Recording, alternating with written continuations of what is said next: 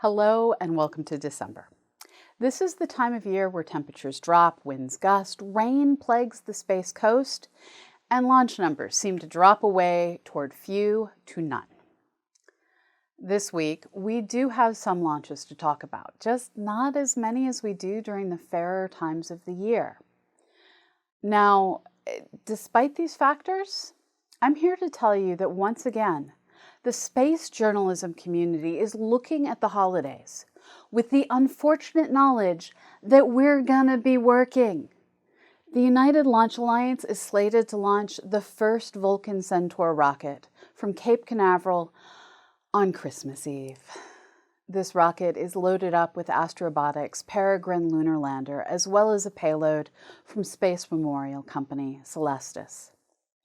Now, while many past launches and mission encounters have been purposefully scheduled on holidays to increase their audiences because people are off work, this one is just cursed to curse us by fate.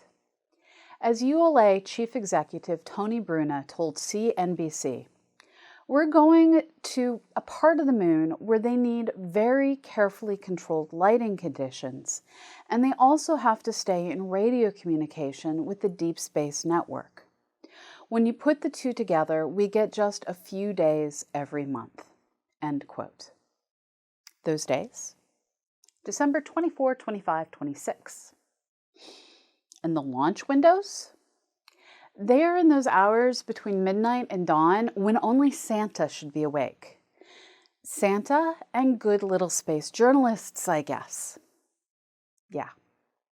When Vulcan launches, if the internets allow, we'll bring it to you on our Twitch channel, CosmoQuest X, with coffee. Lots of coffee. For today, though, we have news on solar systems, solar max, and rockets. This is Escape Velocity Space News, and I am your host, Dr. Pamela Gay, and I am here to put science in your brain.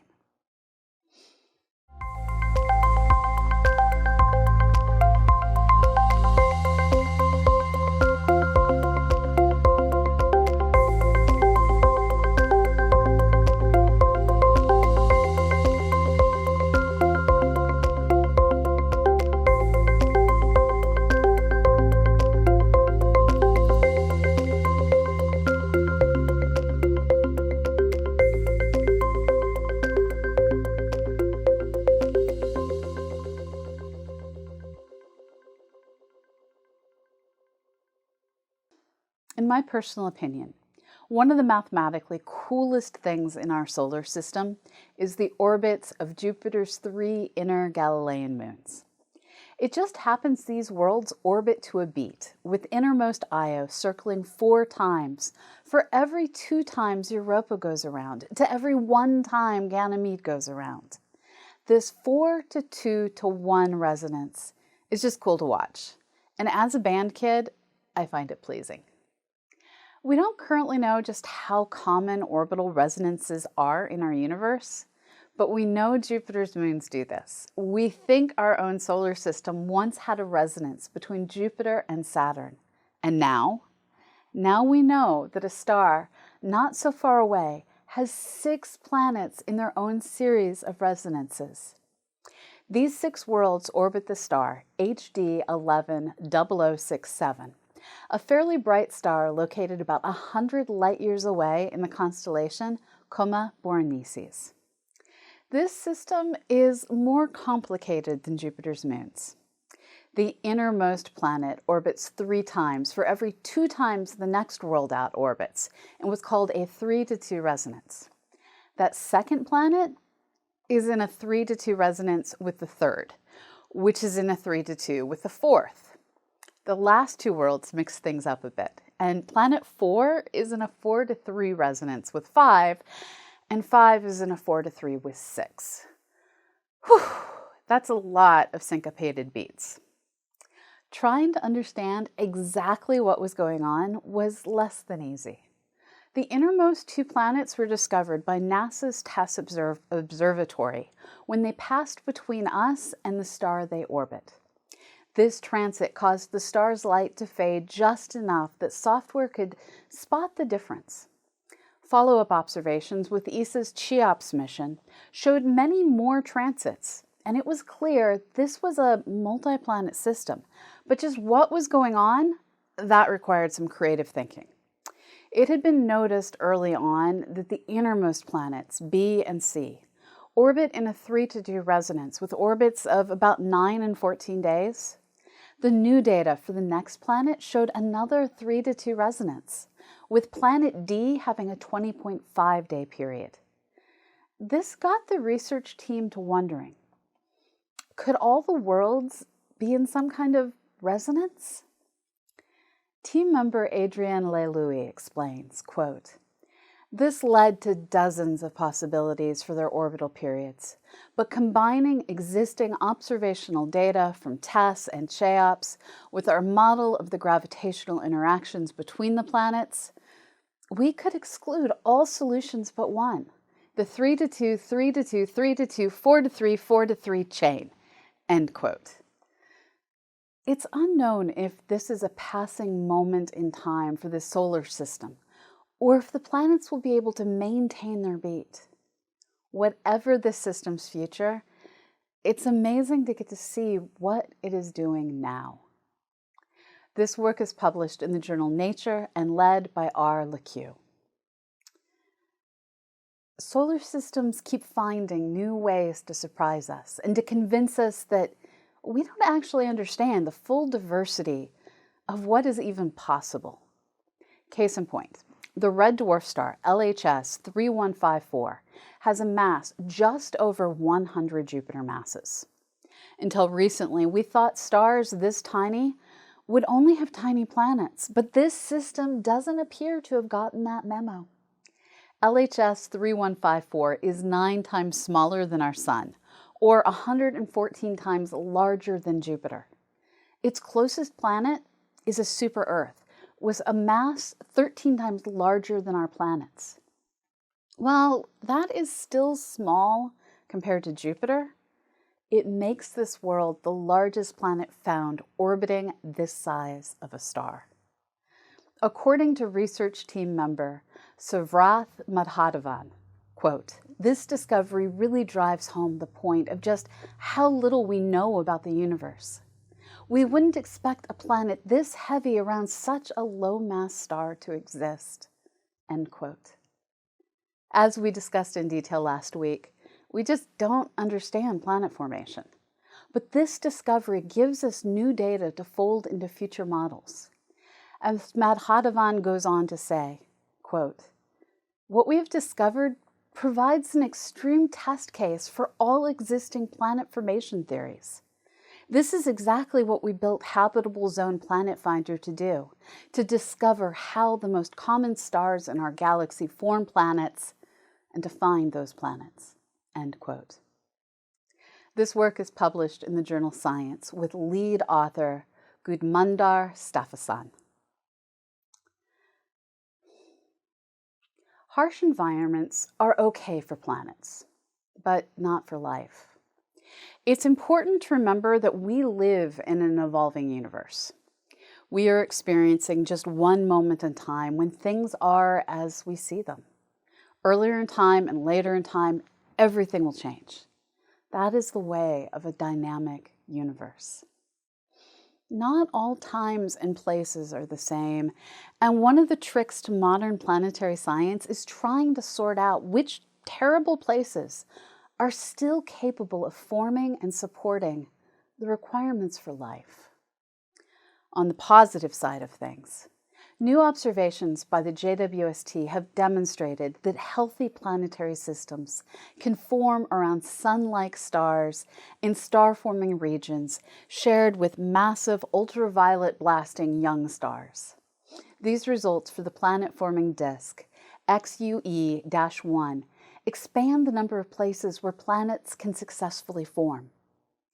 On the negative side of things, we are learning that once habitable worlds can very quickly become inhospitable to life.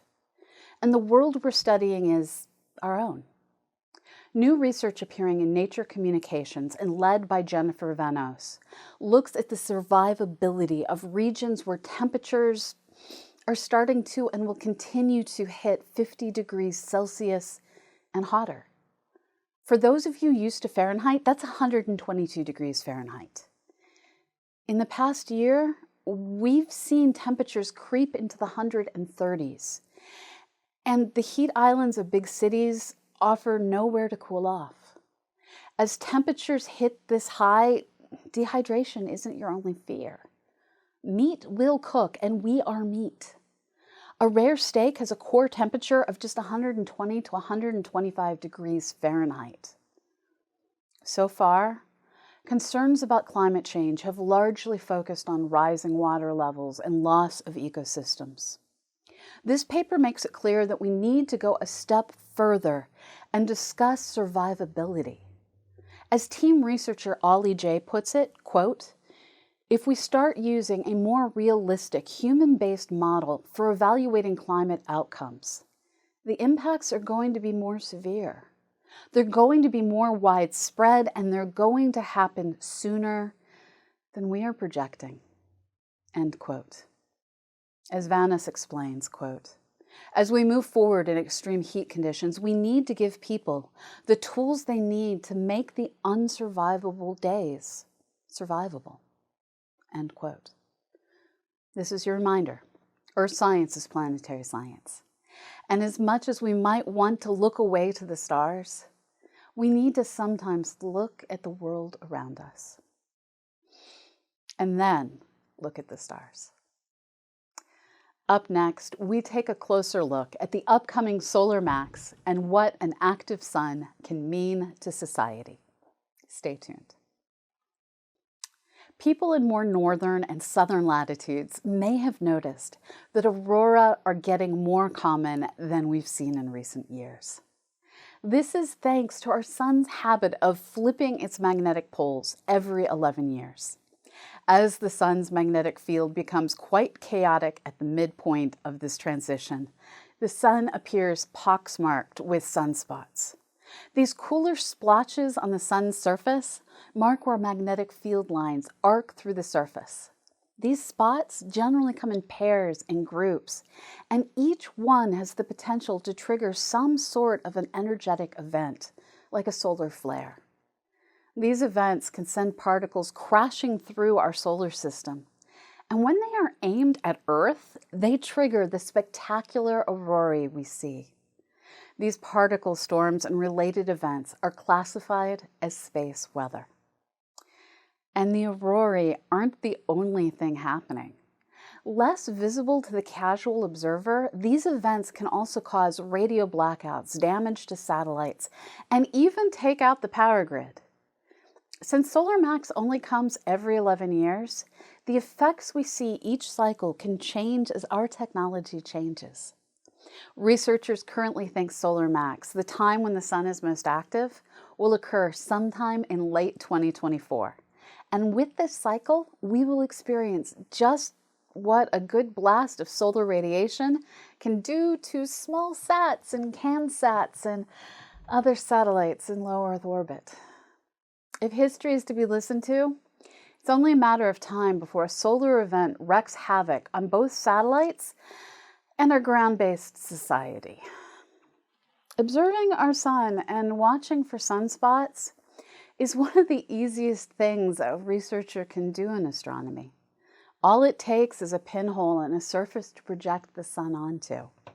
If you want the best possible view, you can even project the sun's light through a telescope and onto a surface that isn't your eye, unless you want to go blind, because looking at the sun through a telescope is how you go blind. Don't do it, people. Do not. The earliest scientific recordings of sunspot numbers date back to 1610, just 1 year after Galileo made public his work using telescopes for astronomy. Since then, researchers around the world have been sketching out the locations and counting the numbers of sunspots. This more than 400-year record allowed researcher Mac Waldmeyer to discover that stronger solar cycles with a steeper increase in the number of sunspots will reach their peak faster than less spotty cycles. In a new paper in the monthly notices of the Royal Astronomical Society, researchers Pranash Jaswal, Chedrapdeep Saha, and Debyenju Nandi note that the rate of the sun's magnetic field loses strength as it flips also correlates with how early or late peak will arrive. Their research predicts that solar cycle 25 will peak in late 2024 based on the rapid decrease in magnetic field and increase in sunspots. Similar predictions from NASA and NOAA show it may be a bit stronger than the last solar cycle, but still potentially below average.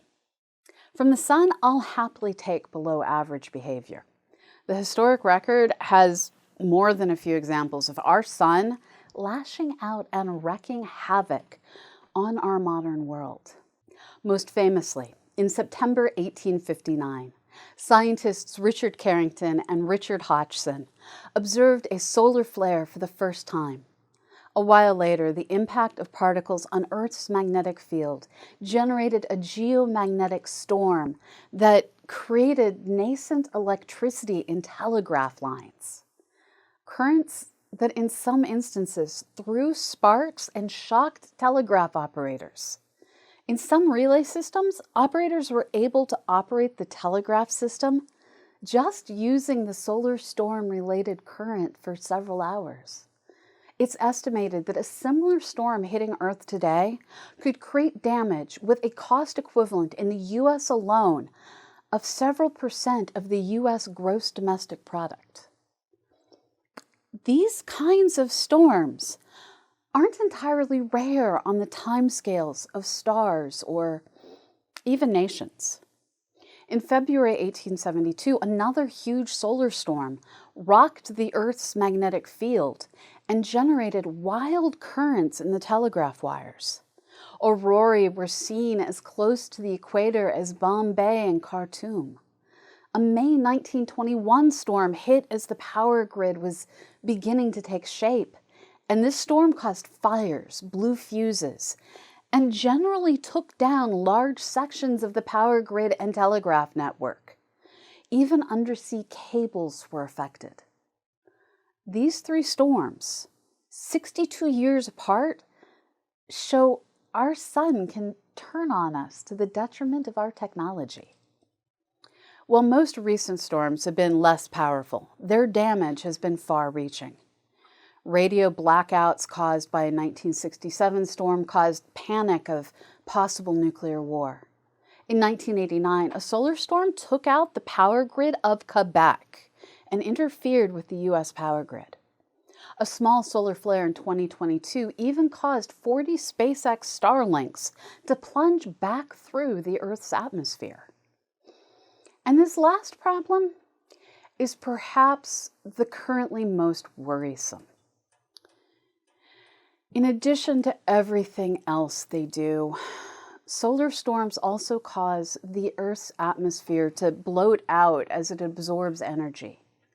The increased size of the atmosphere can create drag on low-orbiting satellites, and this drag will alter their orbits and potentially even deorbit them.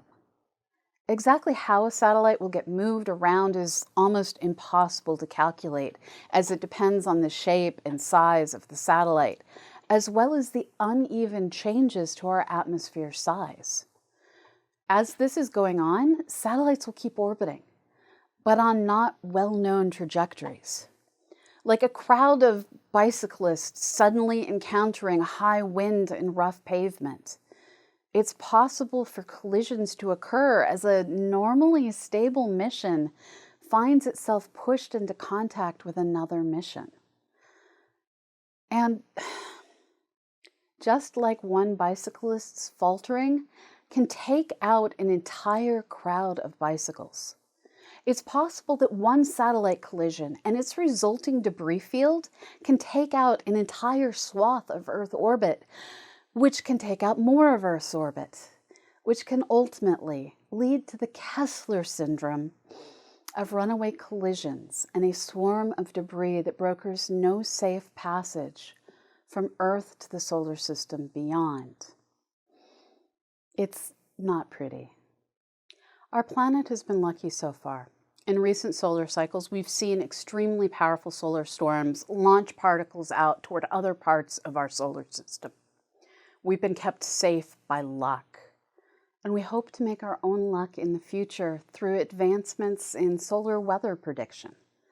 Researchers are working hard to use data from missions like Solar Dynamic Orbiter and the space-based Solar and Heliospheric Observatory to predict solar flares and the much more powerful coronal mass ejections. We aren't as good at predicting these storms as we are at predicting hurricanes, but progress is getting made, slowly. With our current solar cycle peaking most likely in late 2024, now is the time to consider any aurora chasing trips you might want to make. Make something good out of this. I've been lucky enough to see solar aurora several times in my life, and they are absolutely amazing to see, even with just your unaided eyeballs. And there are more than a few places in the world ready to take your money in exchange for the potential to see stunning views while surrounded by anything from posh to rugged accommodations. Staying in some kind of a large windowed room is on my bucket list to do someday. My personal, if I could, list includes the Kakslatanen Arctic Resort in Finland with their glass igloos, the Ion Resort in Iceland with their glass-walled lounges, and the Borealis Base Camp outside Fairbanks, Alaska with their igloos with less glass and more showers than Finland. While I won't be making a trip this particular solar max, I'm saving my pennies for 2035 when the sun flips back again and we see another solar max. Aurora are best seen near the September and March equinoxes, but are possible any time of year. Just remember, it needs to be dark, so avoid polar summers. Up next, we take a look at this week's Tales from the Launchpad with Erik Mattis. Stay tuned. Next up, I'm pleased to welcome on aerospace correspondent Erik Mattis for this week's Tales from the Launchpad. Hey, Erik. Hi, Pamela. I'm not actually Erik, but you don't know that yet because sometimes recordings get timey-wimey. There are lots of countries represented in this week's launches, including South Korea twice, China, Russia, Ireland, and the United States. On December 1st, Russia successfully launched the Progress MS-25 uncrewed resupply spacecraft into orbit from the Baikonur Cosmodrome in Kazakhstan. 2 days later, it successfully docked to the International Space Station.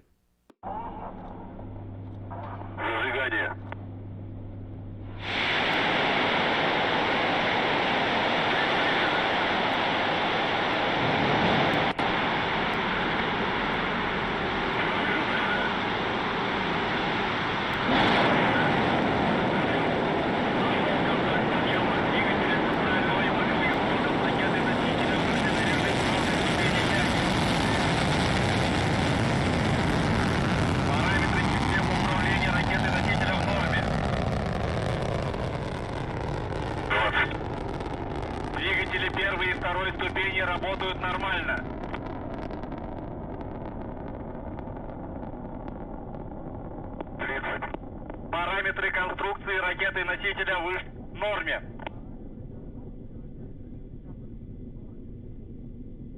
Unusually, the spacecraft's autonomous docking system failed before docking, requiring the two cosmonauts to take manual control to complete the docking.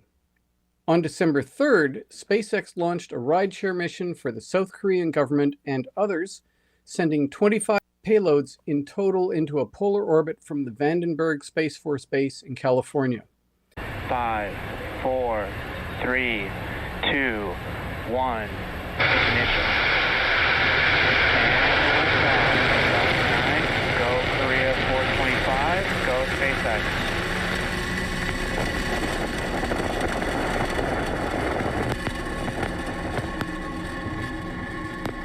Vehicle vehicles pitching downrange.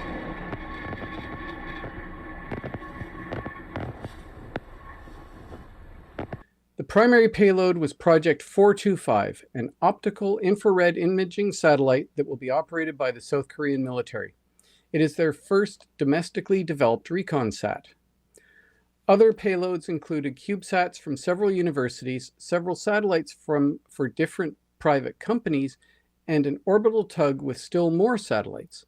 Included among them was the educational Irish research satellite, IRSAT-1, Ireland's first satellite. IRSAT-1 is a 2U CubeSat built by a team of students at University College Dublin. The launch was successful, and as with other classified missions, the coverage ended after the first stage successfully landed. On December 4th, China launched an Egyptian remote sensing satellite named MISRASAT-2 and 2 Chinese space internet satellites. The launch was conducted by a Long March 2C rocket.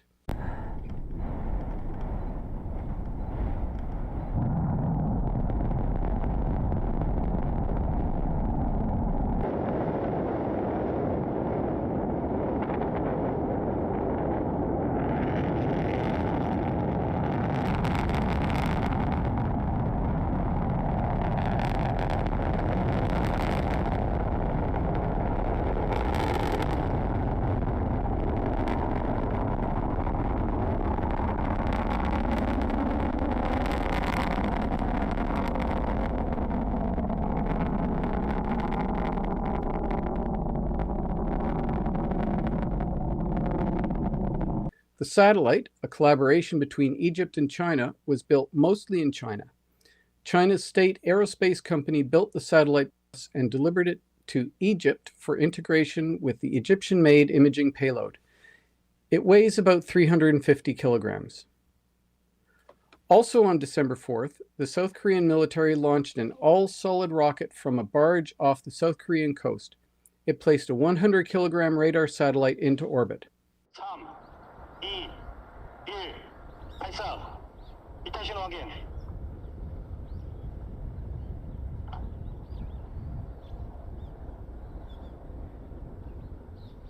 발사 정상.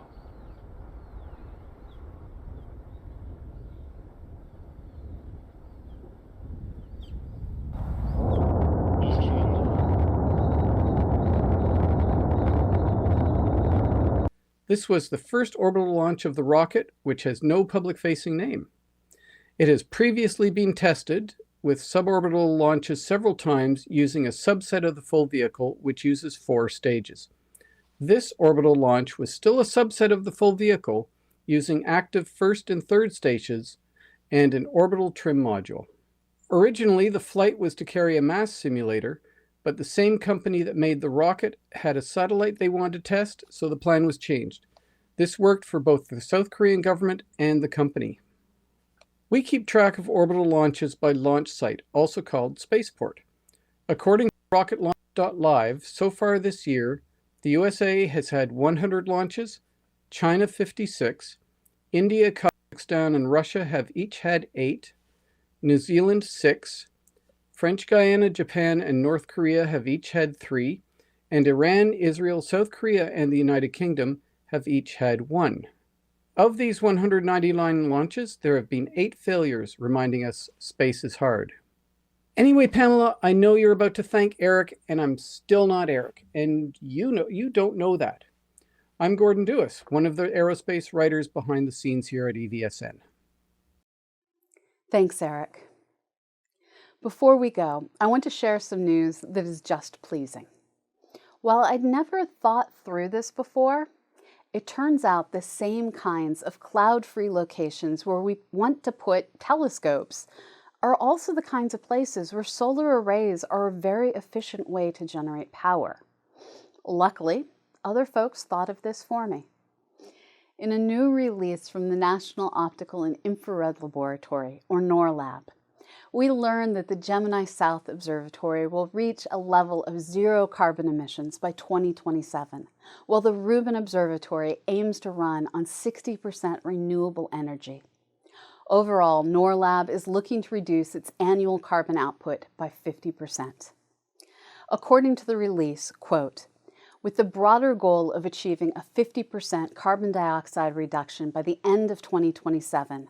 NORLAB's Environmental Sustainability Program also addresses a recommendation made in the ASTRA 2020 report, Pathways to Discovery in Astronomy and Astrophysics for the 2020s, which states, the astronomy community should increase the use of remote observing, hybrid conferences, and remote conferences to decrease travel impact on carbon emissions and climate change. End quote. In response, NORLAB is committed to reducing funded staff travel by approximately 50% by late 2026. This effort will also free up additional funding to be used to install energy-efficient equipment and solar panels across the facilities. While virtual and hybrid conferences have a long ways to go before they're really good, I can get behind investing in renewable energy and decreasing carbon emissions, as long as they also subscribe to the good Zoom accounts. None of this ending after 45 minutes. And that's it for now. Good night, everyone. And remember to go out and look up.